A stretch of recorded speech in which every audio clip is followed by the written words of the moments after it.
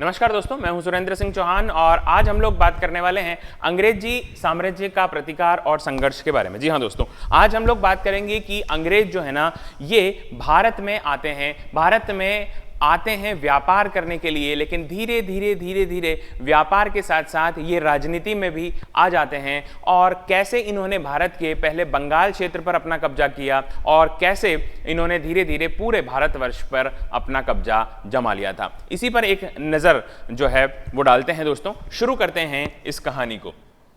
दोस्तों हुआ कुछ ऐसा कि 23 सितंबर, जी हाँ दोस्तों, 23 सितंबर 1600 में स्थापना हुई थी एक कंपनी की, और उस कंपनी का नाम दोस्तों क्या था? उस कंपनी का नाम था ब्रिटिश ईस्ट इंडिया कंपनी। जी हां दोस्तों, ब्रिटिश ईस्ट इंडिया कंपनी की स्थापना 23 सितंबर 1600 में हो चुकी थी। उसके बाद में दोस्तों क्या हुआ? उसके बाद में ना 31 दिसंबर 1600 को अनुमति प्राप्त कर ली इस ब्रिटिश ईस्ट इंडिया कंपनी ने। किससे अनुमति प्राप्त कर ली? वहां के जो शासिका थी एलिजाबेथ प्रथम, जी हां, क्वीन एलिजाबेथ फर्स्ट से अधिकार पत्र प्राप्त कर लिया, और वो ईस्ट यानी कि पूर्व जो देश हैं, पूर्वी राष्ट्र, वहां पर वो चले गए। भारत में जब ये आए तो इन्होंने 1612 में सूरत जो गुजरात में पड़ता है, वहां पर क्या करा? वहां पर जो है एक व्यापारिक कोठी जो है इन्होंने स्थापित कर ली थी। ध्यान रखिएगा कि अंग्रेजों की जो पहली आधिकारिक जो कोठी है, व्यापारिक कोठी, वो कहां पर स्थापित हुई?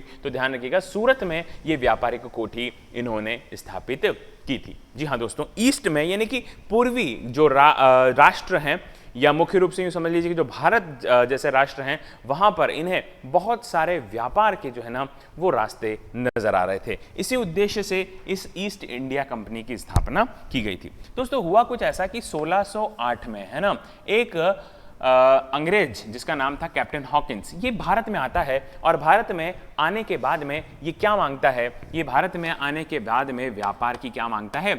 अनुमति मांगता है। उस समय में, जी हाँ दोस्तों, उस समय में भारत का जो मुगल सम्राट था वो कौन था? हुमायूं था। नाम ध्यान रखिएगा, कौन था उस समय में? तो ये हुमायूं से है ना व्यापार की अनुमति लेने के लिए आया था, परंतु हुआ कुछ ऐसा कि हुमायूं के द्वारा इसे व्यापार की अनुमति नहीं दी गई। जी हाँ, इसे व्यापार की अनुमति जो है वो नहीं मिली थी। अब उसके बाद में, यानी कुछ समय बाद, 1615 में एक अंग्रेज अधिकारी आता है जिसका नाम था सर टॉमस रो। इसे व्यापार की अनुमति हुमायूं के द्वारा, जी हाँ दोस्तों, व्यापार की अनुमति किसके द्वारा? हुमायूं के द्वारा मिल जाती है, और फिर उसके बाद में ये प्रॉपर तरीके से भारत में व्यापार करना क्या कर देते हैं? प्रारंभ कर देते हैं। तो इसको याद कैसे रखेंगे? 1608 है ना, 1608 में पहला अंग्रेज अधिकारी जो आया था मुगल दरबार में, उसका नाम क्या था? Captain Hawkins. यानी कि ध्यान रखिएगा, हॉकिंस प्रेशर कुकर से आप याद रख लीजिएगा कि सबसे पहले जब अंग्रेज आए थे तो भारत में क्या लेकर के आए? Pressure cooker. लेकिन हमें प्रेशर कुकर का खाना अच्छा नहीं लगा, तो हमने प्रेशर कुकर का खाना रद्द कर दिया और हमने मना कर दिया। हमने मना करने का मतलब है हुमायूं ने मना कर दिया, है ना। उसके बाद 1615 में, जी हाँ दोस्तों, 1615 में कौन था? Sir Thomas Roe. ये रोते रोते आया, और रोते रोते जब हुमायूं के पास आया तो हुमायूं ने इसे व्यापार की अनुमति दे दी थी। तो ये भी बात आपको समझ में आ जाती है। अब आगे चलते हैं। अब आगे क्या हुआ, है ना? आगे दोस्तों हुआ कुछ ऐसा कि 1717 में, है ना, 1717 में मुगल जो बादशाह था उसका नाम क्या था? तो उस मुगल बादशाह का नाम आपको ध्यान में रखना है, उसका नाम था फर्रुख सियार। जी हाँ दोस्तों, फर्रुख सियार जो है वो मुगल बादशाह हमारे देश का था, और इसने क्या कर दिया था? अंग्रेजों की जो सीमा शुल्क हुआ करता था, कस्टम ड्यूटी हुआ करती थी, वो लेने से क्या कर दिया? मना कर दिया। अंग्रेजों को छूट दे दी, और अंग्रेजों ने इसका फायदा उठाते हुए कहाँ पर? बंगाल में अपना अधिकार क्षेत्र जो है ना वो अपना विस्तार जो है वो करना प्रारंभ कर दिया था। इनको बंगाल में बहुत ज़्यादा व्यापार की दृष्टिकोण से बहुत ज़्यादा क्षेत्र जो है वो नज़र आ रहा था, और इन्होंने प्रयास किया 1717 में, और यहां से, है ना, बंगाल पर इनके अधिकार की, यूं समझ लीजिए, धीरे धीरे क्या होने लग जाती है? शुरुआत होने लग जाती है ना दोस्तों। उसके बाद अगर मैं बात करूं तो देखिए हुआ क्या कि भाई जब धीरे धीरे व्यापार कर रहे थे तो लगभग 1756 में, है ना, बंगाल का जो नवाब था बंगाल का कौन था? अली वर्दी खान। नाम आपको ध्यान में रखना है, बंगाल का एक नवाब था जिसका नाम था अली वर्दी खान। और ये जो अली वर्दी खान है, इसकी क्या हो जाती है? मृत्यु हो जाती है। जब इसकी मृत्यु हो जाती है तो इसका एक उत्तराधिकारी बनता है जिसका नाम था सिराजुद्दौला। ये सिराजुद्दौला जो है ना दोस्तों, वो है ना, इसका पुत्र नहीं था, ये अली वर्दी खान की एक पुत्री थी, सबसे छोटी पुत्री, उसी का पुत्र था। तो सिराजुद्दौला जो है ना, उसको क्या बना दिया जाता है? बंगाल का नवाब बना दिया जाता है। ये बात आपको ध्यान में रखनी है।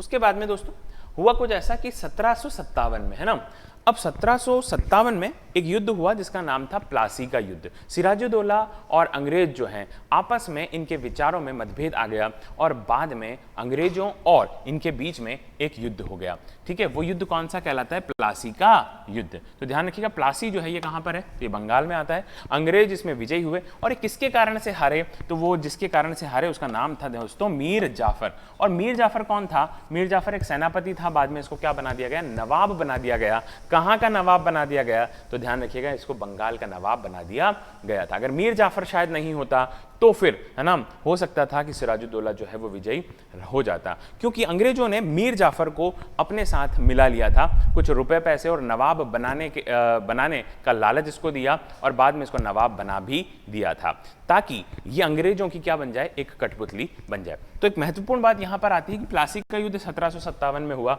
इस बात को हम याद कैसे रखेंगे? तो इस बात को हम ऐसे याद रखेंगे दोस्तों कि हमारे देश में बहुत प्रसिद्ध क्रांति हुई है ना, और उस प्रसिद्ध क्रांति का नाम क्या है? 1857 की क्रांति, है ना। नाम तो आपने सुन ही रखा होगा। 1857 की क्रांति से जस्ट कितने साल पहले की बात कर रहा हूं? 100 साल पहले की। तो जस्ट 100 साल पहले की आप बात करेंगे, और 100 साल पहले जो युद्ध हुआ उसका नाम क्या था? प्लासी का युद्ध। तो ये बात समझ में आ गई।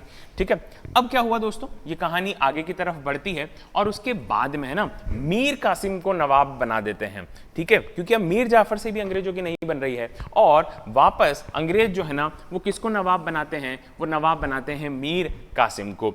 अब मीर कासिम और अंग्रेजों के बीच में फिर कुछ आर्थिक मुद्दों पर मतभेद हो जाता है, और 1764 में एक नया युद्ध होता है, एक और युद्ध होता है जिसका नाम क्या है? बक्सर का युद्ध। ये बक्सर जो है ना, बेसिकली ये बिहार क्षेत्र में आता है दोस्तों। तो ये है ना, बक्सर का युद्ध किस किस के बीच में हुआ? अंग्रेजों और मीर कासिम के बीच में। अंग्रेजों का जो नेतृत्व करता था उसका नाम क्या था? उसका नाम था मुनरो।